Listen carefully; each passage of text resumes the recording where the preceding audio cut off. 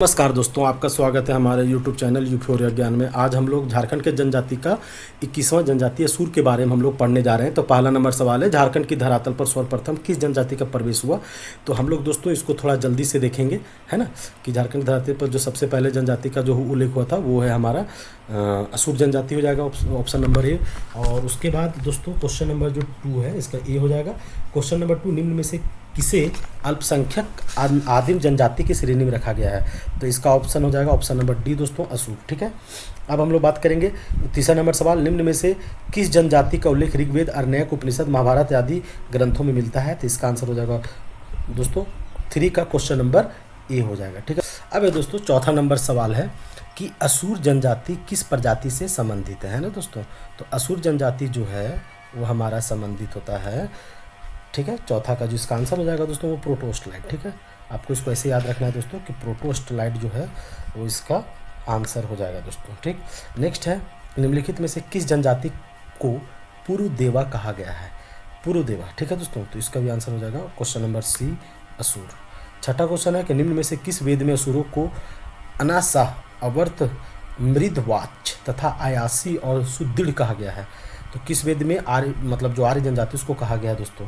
तो आपको इसको याद रखना है, ऋग्वेद में कहा गया है। ठीक है, मैं इसको ऐसे कर देता हूँ कि ऋग्वेद इसका 6 का जो क्वेश्चन नंबर का जो आंसर हो जाएगा दोस्तों वो हो जाएगा ए। दोस्तों अब हम लोग सवाल नंबर 7वां करने जा रहे हैं कि असुर जनजाति का संबंध कौन सा कथन में सत्य है असुर जनजाति के संबंध में। ठीक है, तो पहला ऑप्शन जो इसमें दिया हुआ है दोस्तों वो ऑप्शन दिया हुआ है हमारा कि आप देखेंगे यहाँ पे, है ना, कि आप ऑप्शन देखेंगे कि इन्हें सिंधु सभ्यता के प्रतिष्ठापक के रूप में जाना माना जाता है। बिल्कुल सही है दोस्तों, ये भी सही है। अच्छा, इनकी संस्कृति को मया संस्कृति कहा जाता है। बिल्कुल सही है दोस्तों। ऋग्वेद में सुरों के साथ आर्या के संघर्ष की चर्चा है। बिल्कुल सही है दोस्तों, इसका आंसर हो जाएगा ऑप्शन नंबर डी। ठीक है दोस्तों, अब एक क्वेश्चन नंबर 8, झारखंड के सुरों में प्रचलित दंत कथाओं के आधार पर यहाँ उनका प्रवेश कहाँ से हुआ। तो याद रखिएगा, सुरों का प्रवेश भारत में मध्य प्रदेश से हुआ था। ठीक है, अब 9वां नंबर सवाल है, प्रजाति दृष्टिकोण से असुर को किस श्रेणी में रखा गया है। तो आप भी जैसा कि आपने पढ़ा था कि प्रोटोस्टलाइट इसका आंसर हो जाएगा। असुर जनजाति कौन सी भाषा बोलती है दोस्तों। तो असुर जनजाति जो है वो हमारा असुरी भाषा बोलता है। ठीक है, 11 नंबर सवाल है कि असुर जनजाति की परंपरागत पेशा है। ठीक है दोस्तों, तो इसका आंसर हो जाएगा लोहा गलाना। ठीक है, तो आपको दोस्तों इसको याद रखना है कि लोहा गलाना इसका। तो अब हम लोग देखने जा रहे हैं 12वां नंबर क्वेश्चन, निम्न में से कौन सा असुर जनजाति की उपजातियां हैं। ठीक है दोस्तों, कौन सा है। तो इसका आंसर हो जाएगा ऑप्शन नंबर डी, वीर असुर, बिरजिया असुर, अगारिया असुर, और इसमें से ऑप्शन नंबर डी हो जाएगा। ठीक है, क्वेश्चन नंबर 13, असुरों का मुख्य निवास स्थल है। तो दोस्तों असुरों का जो मुख्य निवास स्थल है वो हमारा हो जाएगा पाट क्षेत्र। 14 नंबर सवाल है कि असुरों की सर्वाधिक आबादी किस जिला में पाई जाती है। तो असुरों की जो सर्वाधिक आबादी है दोस्तों वो पाया जाता है गुमला में। 14 का ऑप्शन नंबर डी। 15वां नंबर सवाल है कि असुर जनजाति के युवा गृह को क्या कहा जाता है। तो इसका आंसर हो जाएगा दोस्तों ऑप्शन नंबर सी, गीती ओड़ा। क्या कहा जाता है दोस्तों, गीती ओड़ा।